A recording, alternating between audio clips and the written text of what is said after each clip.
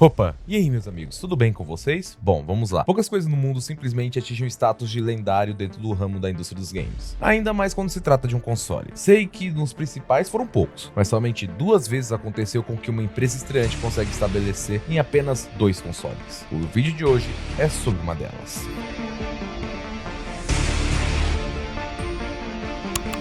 Quando se trata de empresas de tecnologia, todos sabem que a Microsoft tem um histórico bastante longo de acertos e erros. Dentre os maiores acertos da Microsoft, você precisa nem pensar muito. Windows, Office, a plataforma Azure e os consoles Xbox são incontestáveis quando se fala de uma infraestrutura bem feita e produtos de excelente qualidade. Mas e os maiores fiascos? Bem, vocês provavelmente devem estar com o Windows 11 na cabeça, mas quem é mais velho assim como eu, deva se lembrar de nomes como Windows Millennium, Windows Vista, Zune, o Kinect do Xbox One, Windows Phone e o tema do vídeo de hoje, as 3 luzes vermelhas do Xbox 360. Então, meu amigo, senta que lá vem a merda. Não ironicamente, essa história começa bem antes do 360 sequer ser pensado. Para entendermos exatamente o que causou todo esse incidente, temos que voltar lá para 2001, no lançamento do primeiro Xbox, que prometia ser o console que iria destronar a Sony na 6ª geração de consoles. E apesar de ser, sim, tecnicamente superior ao seu rival, a gigantesca popularidade do PlayStation 2 era um pequeno problema a ser considerado. Afinal, ninguém queria arriscar numa empresa que era bastante nova no ramo dos jogos eletrônicos. Sem falar que as pessoas viam um Xbox clássico mais como um PC consolizado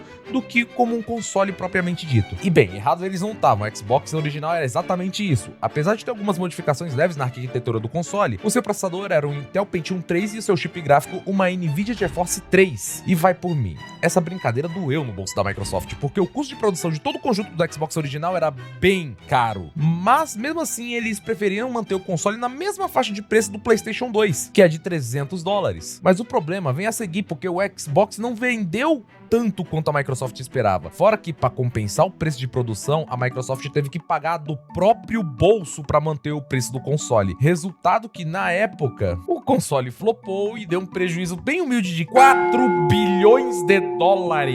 É o quê? Bem, normalmente em uma situação assim, qualquer pessoa desistiria na hora e nunca mais pensaria em mexer no mercado de games. Mas a Microsoft é bem teimosa e decidiu arriscar mais uma vez. Fora que também tem o detalhe do cartão de crédito Black do tio Bill, mas isso não vem ao caso. Eu sou rica! O fracasso do Xbox original pode até não ter gerado tanto lucro assim, mas deu experiência e um conhecimento melhor sobre o que fazer e o que não fazer na próxima geração. E uma das primeiras coisas que foram decididas para o novo Xbox é que ele teria um visual bem mais atrativo ao público comparado ao seu antecessor, pois de acordo com Robbie Batch, um dos responsáveis da marca Xbox na época, o Xbox clássico parecia mais um radiador de carro do que um console.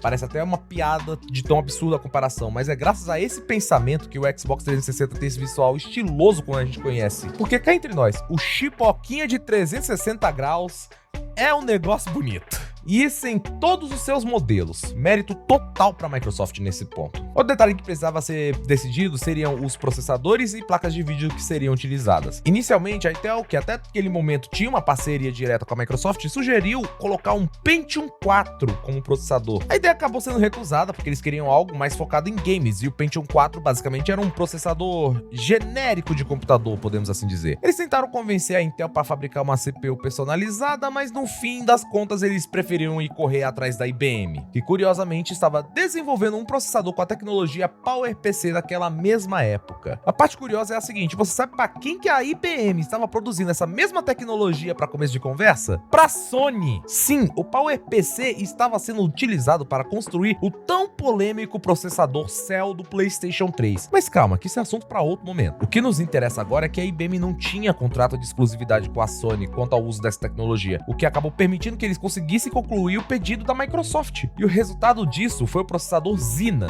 Mas tem um pequeno porém nessa história toda. O Xenon, apesar de ser compacto, potente e ter baixo custo de produção, vinha com um bônus de ser uma CPU que tinha certos problemas com superaquecimento se usado em locais fechados. Já avisei que vai dar merda isso. Mas um dos executivos da Microsoft da época, o Peter Moore, olhou pra isso e meteu na moralzinha um...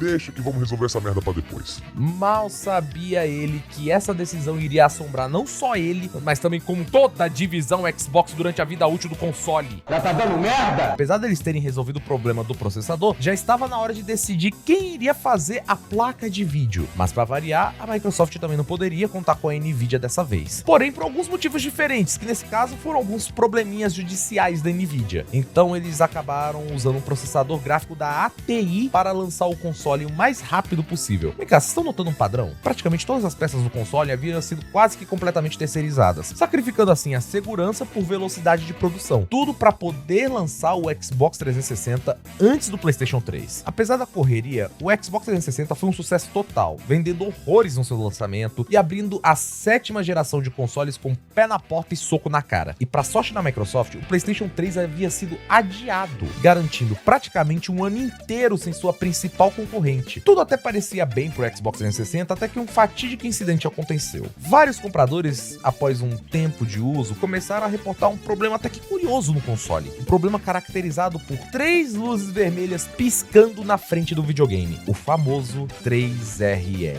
Tá, vem cá, vocês lembram que eu tinha falado que os Xenon tinham um probleminha de esquentar demais? Então, devido à alta demanda do console, as etapas de testes de segurança do Xbox 360 acabaram sendo ou muito aceleradas ou praticamente puladas durante esse período, fazendo assim com que a Microsoft acabasse não detectando o problema que estava presente em quase todos os consoles. Todo dia tem uma merda. E sabe quem mais uma vez estava na frente da decisão de não revisar os consoles? O corno do Peter Moore. O cara tava tão obcecado em gerar lucros com o Xbox 360 que nem sequer passou pela cabeça dele que o problema que ele havia sido informado quanto ao processador superaquecer poderia causar algo pior. Pra quem não sabe, ao redor do botão de ligar do Xbox 360 tem 4 quadrantes de LEDs que podem ser acesos em verde ou em vermelho. Para cada luz verde que acende, corresponde ao número de controles conectados no console. O problema vem quando essas luzes ficam vermelhas. Cada luz vermelha do Xbox 360 significa um problema específico. Uma luz significa que há um problema no hardware do console. 2 luzes significa que seu videogame tá quente demais, desliga um pouquinho, deixa ele esfriar e GG. Agora, se o teu console tem 3 luzes vermelhas, espero que já tenha preparado o caixão e vela preta porque seu Xbox foi jogar na zaga do gigante. Vamos todos cantar de coração. O que rolava era uma série de problemas que, por consequência, terminava nas 3 luzes vermelhas. Devido à construção interna do Xbox 360 ter uma ventilação bem limitada, quando o Xenon esquentava, ele causava danos às demais peças a longo prazo, principalmente quando havia trocas muito rápidas de temperatura durante o processo de ligar e desligar o console. Ou seja, o console causava danos a si mesmo conforme o uso. Tudo errado! Ok, agora você deve estar se perguntando: Como é que soluciona esse problema então? pois é, esse é o pequeno detalhe. Não tinha solução para esse problema. A estrutura do 360 por si só já era problemática. Fora que a média estimada dos consoles com problemas que normalmente deveria ser, era para ser apenas de 3%. No Xbox 360, isso tinha subido para incríveis 70% graças à construção falha do primeiro modelo. Isso quase afundou a marca Xbox de vez, forçando a Microsoft a começar a tomar medidas drásticas para tentar fazer um controle de danos. Puta que pariu. Tá, a primeira coisa que eles fizeram foi reconhecer publicamente que praticamente todos os consoles tinham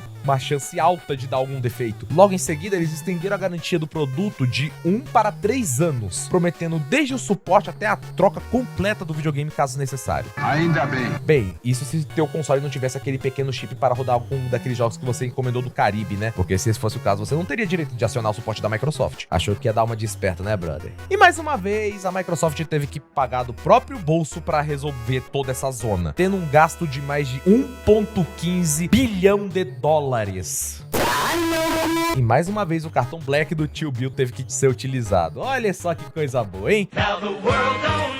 Mas o Steve Ballmer, que era o presidente da Microsoft naquele período, ele autorizou o gasto sem pensar 2 vezes. Decisão que, não ironicamente, salvou a reputação da Microsoft pelos olhos do público. Ok, com incêndio controlado, a empresa começou finalmente a trabalhar com um modelo completamente novo do console. Não só para resolver de vez o problema do 3RL, como dar uma atualizada no 360 em geral. Essa revisão, inclusive, tornou o que conhecemos hoje como Xbox 360S, ou modelo Slim. Inclusive, curiosidade, ao mesmo tempo que eles estavam projetando o modelo Slim, eles também estavam desenvolvendo um tal de Project Natal, que eventualmente se tornou o Kinect, o tão polêmico controle de movimentos que, ironicamente, acabou dobrando as vendas do Xbox 360 após seu lançamento. E apesar dos imprevistos causados pelas decisões mal pensadas da Microsoft e principalmente do Peter Moore, o Xbox 360 fez história como um dos melhores consoles já feitos na história, colocando finalmente a Microsoft como um dos gigantes do mercado de games que conhecemos hoje. O Xbox 360 foi um console que no início foi bastante problemático, porém as dificuldades foram superadas no final e talvez